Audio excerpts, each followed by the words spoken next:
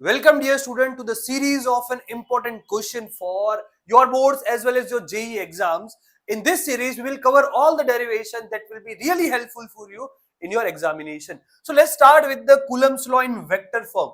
ये बहुत important question है, ठीक है। तो सिंपल कुलम्स लॉ का स्केलर फॉर्म जिन बच्चों ने नहीं देखा है वो जाके देख लेना, अगर नहीं देखा हो तो मैं आई बटन पे दे दूंगा। ओके, अभी देखें हम Coulomb's law in vector form.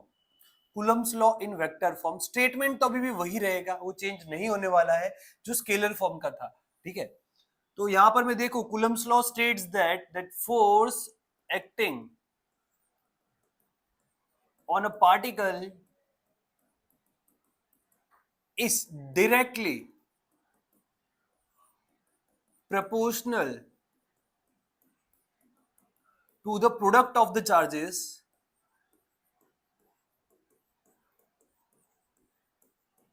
and inversely proportional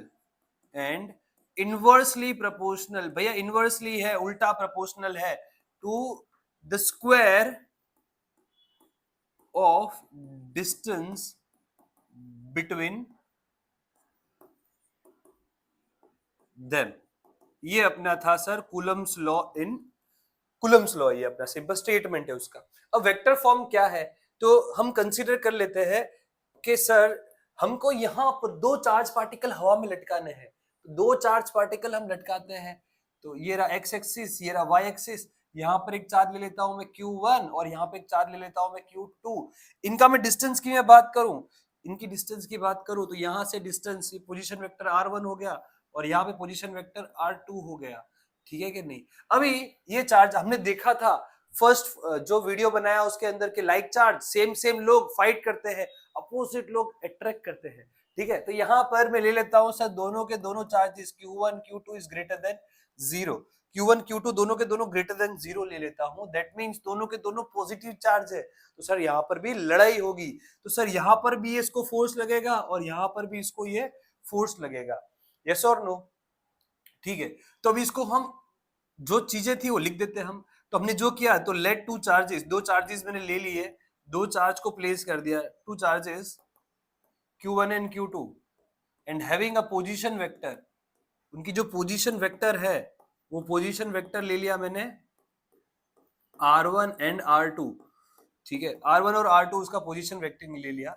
अब यहाँ पर नोटेशन ध्यान देना है, देखो यहाँ पर Q1 पे फोर्स लग रहा है, किसकी वजह से लग रहा है, Q2 पर, तो इसको नोटेशन देंगे force acting on 1/2।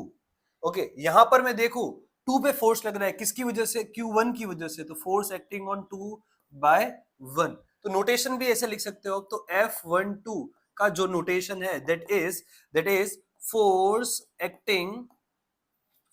Acting on 1 पे एक्ट कर रहा है बाय 2, 1 पे एक्ट कर रहा है by 2। Similarly force acting on 2/1, force acting on 2/1 done है। अब मुझे इसका वेक्टर फॉर्म निकालना है, ठीक है।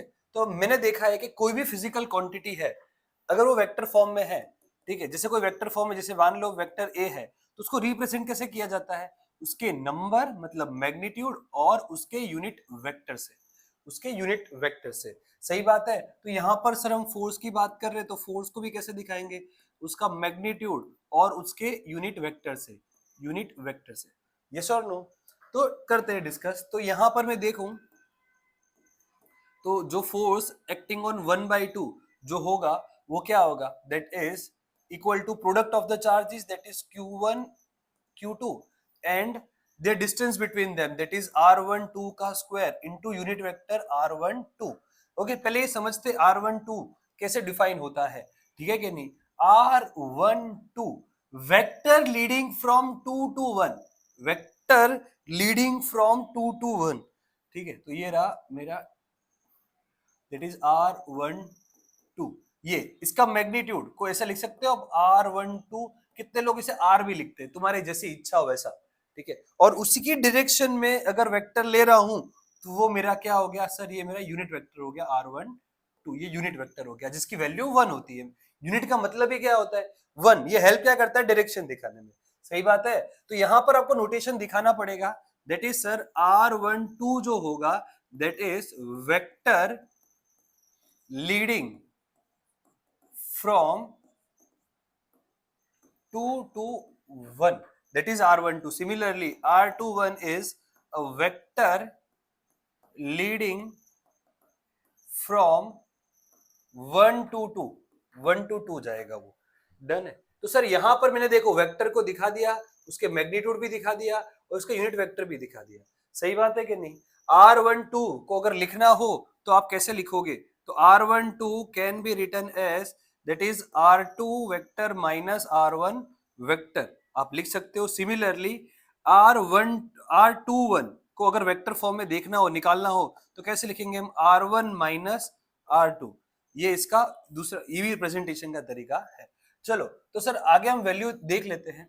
तो सर यहां पर हमने देख लिया F12 that is force acting on 1/2 is equal to K Q1 Q2 upon R12 का स्क्वायर, ये वैल्यू है, मैग्नीट्यूड है, इनटू यूनिट वेक्टर R12। ये मैग्नीट्यूड ऑलरेडी समझाया मैंने, देखो R12 मैग्नीट्यूड ऐसे भी दिखा सकते हो, अगर आप कुछ नहीं भी लिखो, कोई एरो ना करो, तो भी मैग्नीट्यूड रिप्रेजेंट करता है, और कितनी बुक के अंदर सो डायरेक्ट R भी लिखा हुआ है, ठीक है, तो कोई लोड वाली चीज नहीं है। सिमिलरली अगर मैं देखूं कि मुझे सर यूनिट वेक्टर की जगह मुझे यहां पर प्योर वैल्यू चाहिए, वेक्टर फॉर्म में वैल्यू चाहिए, तो कैसा, तो अब यहाँ पे ध्यान से देखो कि कोई भी वेक्टर है, वेक्टर ए, उसको हम मैग्नीट्यूड और उसके यूनिट वेक्टर से रिप्रेजेंट करते हैं, राइट, ये है यूनिट वेक्टर।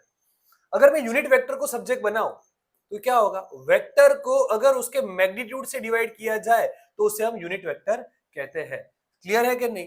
तो यहां पर भी देखो, मैं यूनिट वेक्टर देखना है मुझे R12, तो कुछ नहीं करना है, मुझे वेक्टर R12 को उसके मैग्नीट्यूड से डिवाइड करना पड़ेगा, और कुछ नहीं है। तो अगर इस यूनिट वेक्टर की वैल्यू में प्लेस कर दूं इस इक्वेशन में, इसको नाम दे देता हूं मैं 1 और इसको नाम दे देता हूं मैं 2, पुटिंग 2 in 1, पुटिंग 2 in 1, अगर मैं 1 में पुट ऑन कर देता हूं तो क्या हो गया, F12 is equal to K Q1 Q2 upon R12 का स्क्वायर इनटू यूनिट वेक्टर की जगह लिख सकता हूं मैं यहाँ पे vector R12 upon vector R12, ठीक है। तो यहां पर ये क्या हो जाएगा, K Q1 Q2 upon R12 का cube into vector R12, this is a representation of F force acting on 1/2। Sir ये तो बहुत हो गया, फोर्स एक्टिंग ऑन 1/2, 1/3 का 2/1 का क्या क्या करेंगे, तो देखो भैया हमने न्यूटन्स का थर्ड लॉ पढ़ा हुआ है, न्यूटन का थर्ड लॉ क्या कहता है, न्यूटन का जो थर्ड लॉ था, third law that every action is equal and opposite reaction.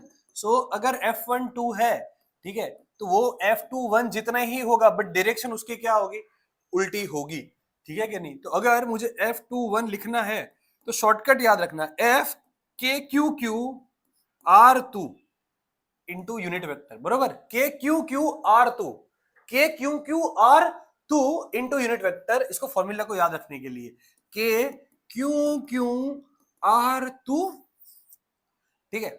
अभी यहाँ पे सर Q1 Q2 दो चार्ज, यहाँ पे 2 1 है तो यहाँ पर भी 2 1 आएगा, यहाँ पे 2 1 है तो यहाँ पर भी 2 1 आएगा, ठीक है। तो यहाँ पर ये चीजें होती है खत्म। इसको अगर थोड़ा सा और फैंसी फॉर्म में लिखना है तो F21 K की जगह लिख दीजिए आप 1/4 pi epsilon not Q1 Q2 by R21 का whole square into unit vector R21। कैसा लगा और कौन सा नेक्स्ट टॉपिक अभी रिवीजन में अगर आपको चाहिए इमरजेंसी में, तो आप कमेंट कर सकते हो, मैं वीडियो उस पर भी लेकर आ जाऊंगा। बाकी ये सीरीज चलती जाएगी और ऐसे साथ बना रखना। मिलते हैं हम नेक्स्ट वीडियो में।